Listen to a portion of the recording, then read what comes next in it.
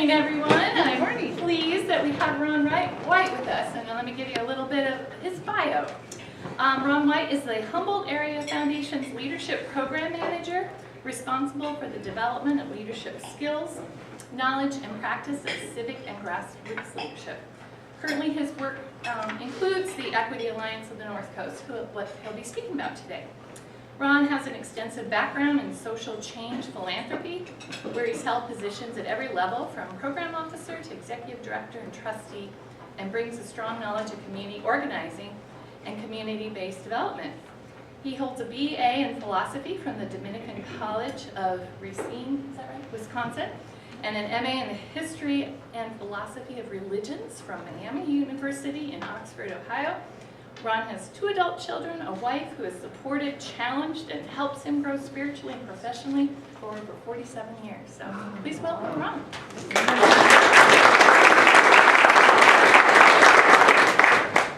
Good morning. Good morning. I'm used to more of a response. Good morning. Good morning. Thank you. I grew up with a Baptist sort of background, so call and response is part of our DNA. My name is Ron White. As you've heard, for the past 3 years, I've held the position of Leadership Program Manager at the Humboldt Area Foundation.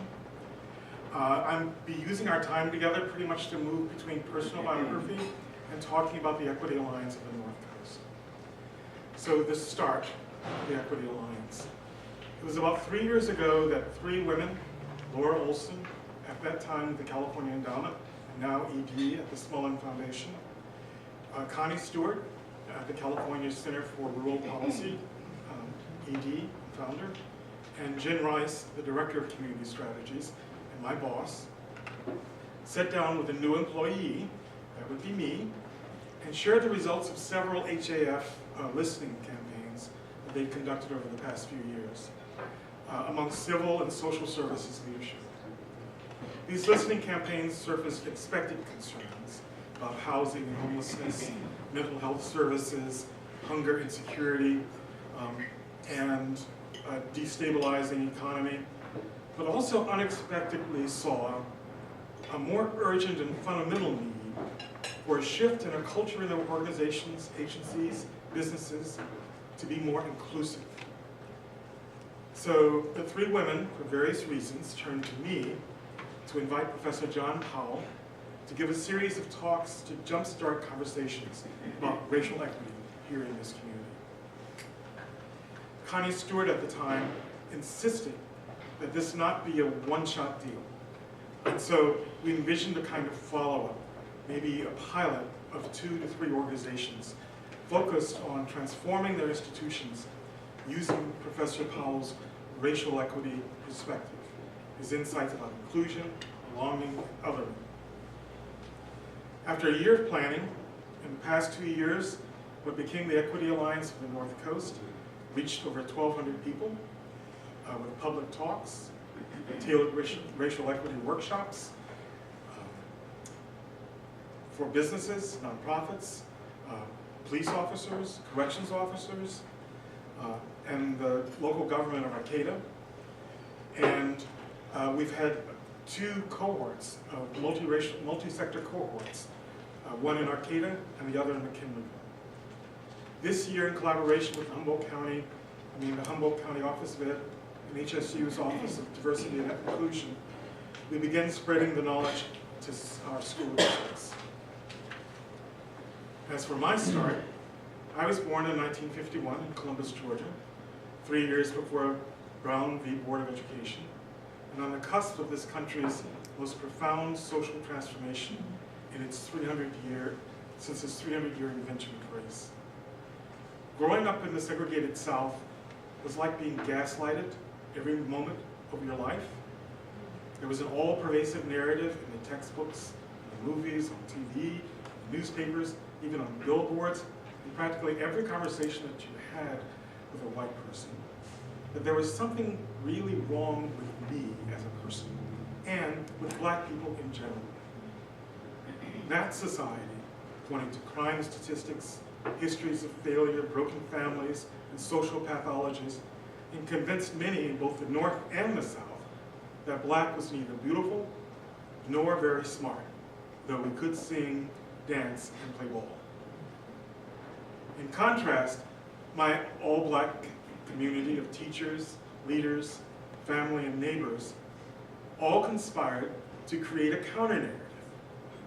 You're just as good as any white person, but you'll have to work twice as hard for them to see and accept that, they said. Change is coming, they said. Maybe someday soon, they said. And they always ended with, son, you'd better be ready. Those who believed in me and my generation didn't just say, get ready. They helped us get ready, as they have for generations in the past, and as I see even for these generations attending HSU and CR. Get ready, they said. Change is going to come, they said. And for my generation, in very short order, it did. So, from the start of this collaboration 3 years ago, HAF, CCRP, and the California Endowment began to realize that we'd greatly underestimated the appetite and the need for this work here. We invited 12 organizations to help plan for Professor Powell's visit. 20 showed up. As we were incorporating learning about racial equity into our planning sessions, we at one point peaked at 30 different organizations. Now, these weren't invited organizational representatives. They just showed up out of hearsay and an interest in finding ways to talk about race and create more inclusive cultures in our service institutions, businesses, and government in Humboldt County. Maybe they could sense that change was coming, if not already here. Clearly they felt that our institutions and organizations were definitely not ready. And at that point, they were doing little to get ready. This had to change. Not the least because every rural area in the US, including here, over the past decades, we're seeing becoming less white and more brown and black. I'm thankful that my parents, mentors, and teachers who helped me to get ready never shied away from the reality of racism in this country.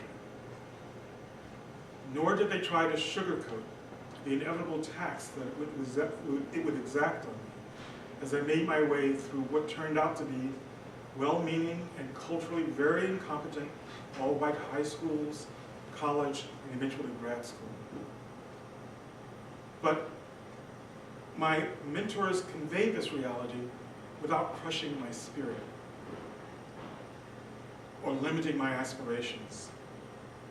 They knew that the other trick that racism plays is to simply lure you into a sense of despair about being black or a brown person in America. So, I got a master's degree, worked to the best of my ability, and still too often found that I was being paid less than less qualified white colleagues in the field of philanthropy for the exact same position.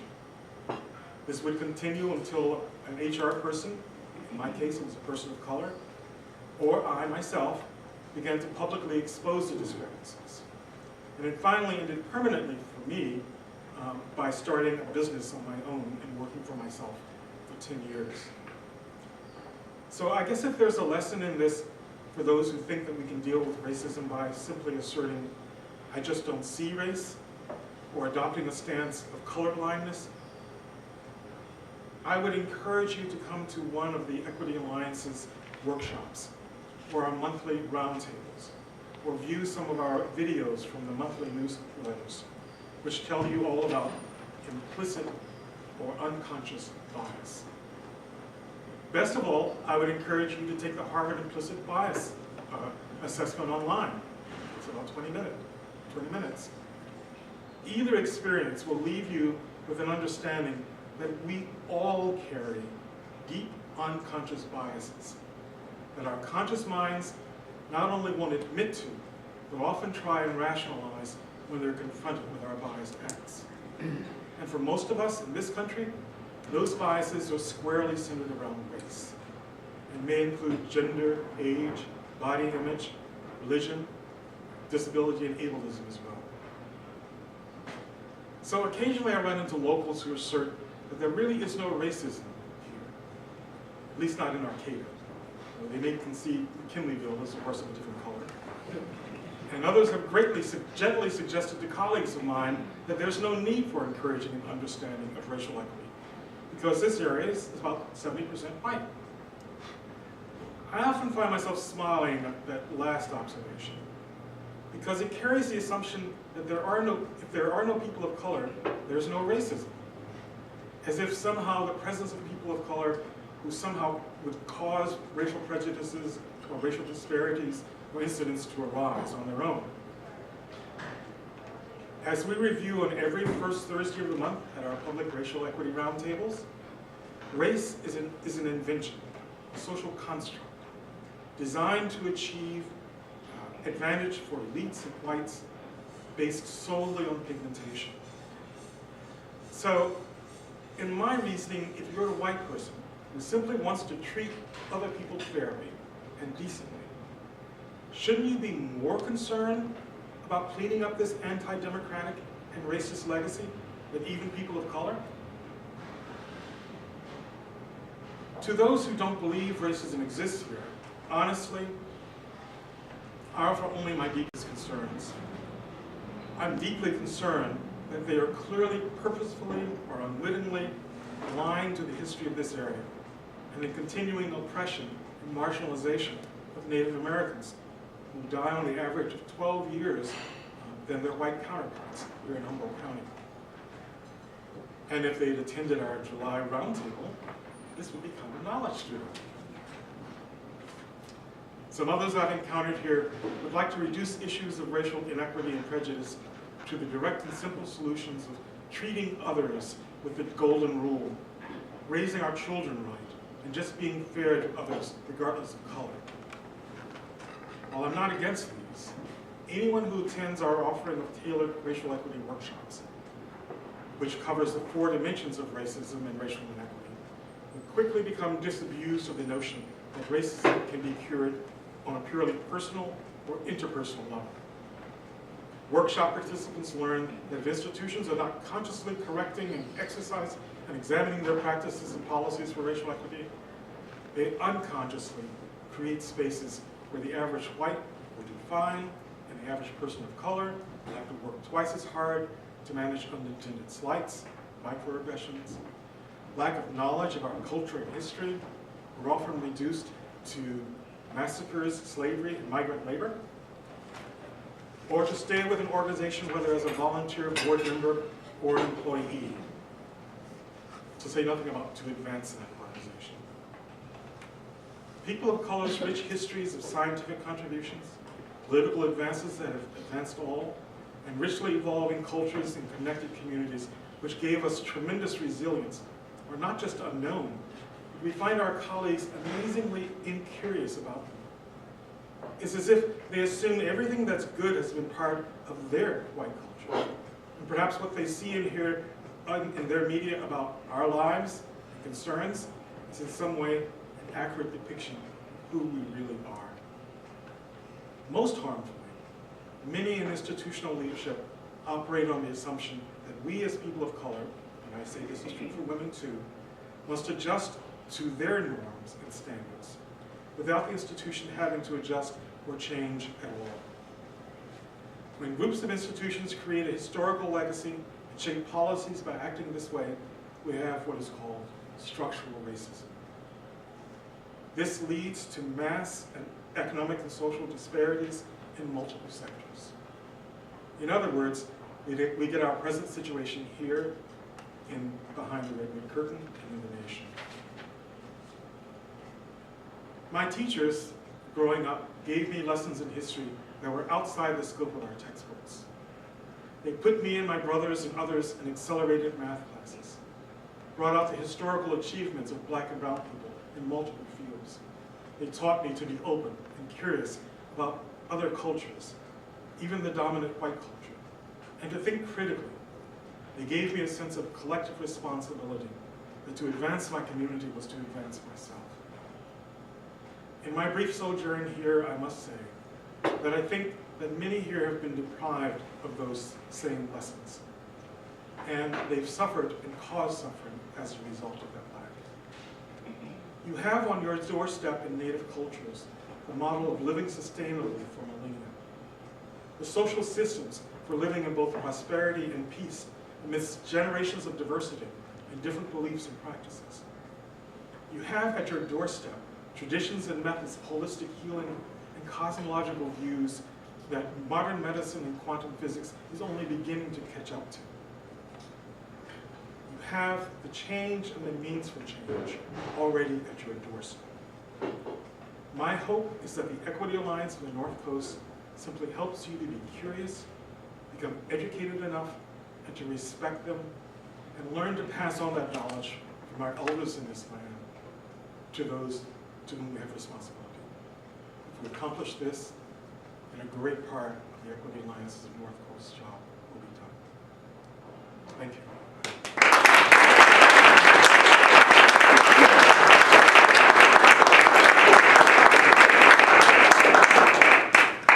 So if I'm right, that was 14 minutes and 20 seconds. You were really, really close to that.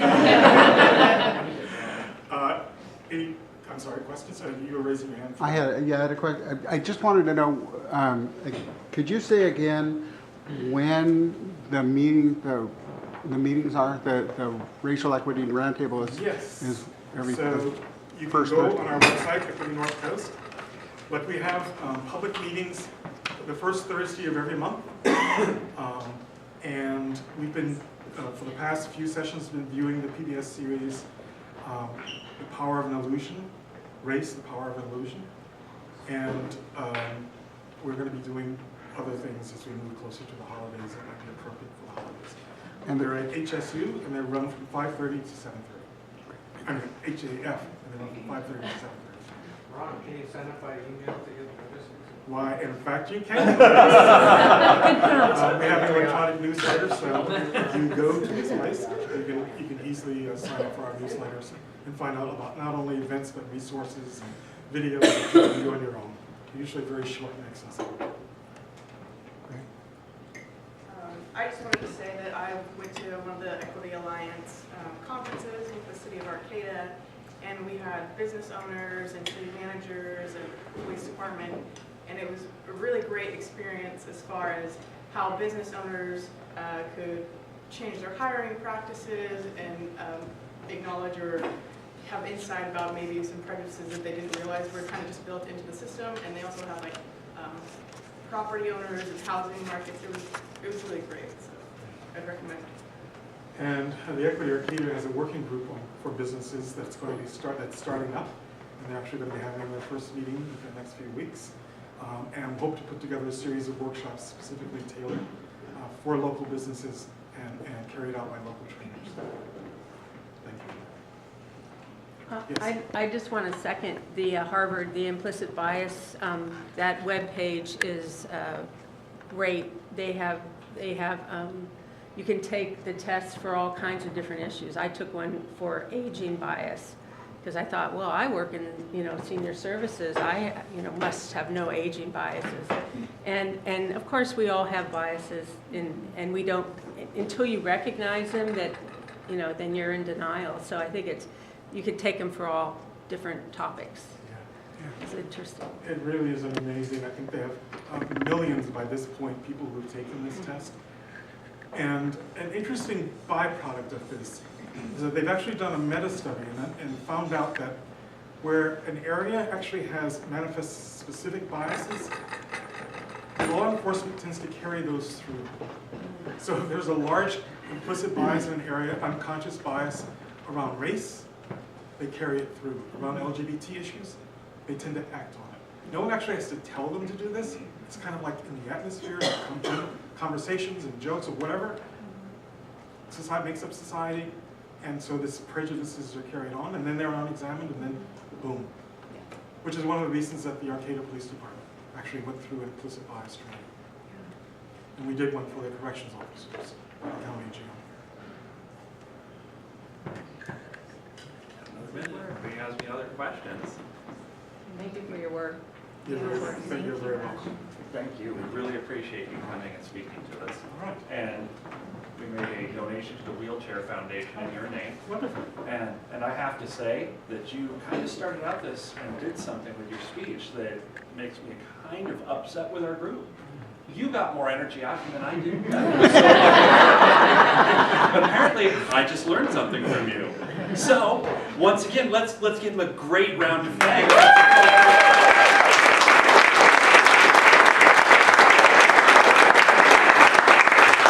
If nothing else, we'll learn how to say good morning when someone says good morning. So, Thank you so much. absolutely, thank you. We'll You're raise our welcome back. slowest learner. You're welcome back anytime. I'm not even our slowest learner. That gives me too much credit. You're thinking I learn. But I'm just going to continue to do the same things. Come on. Thank you.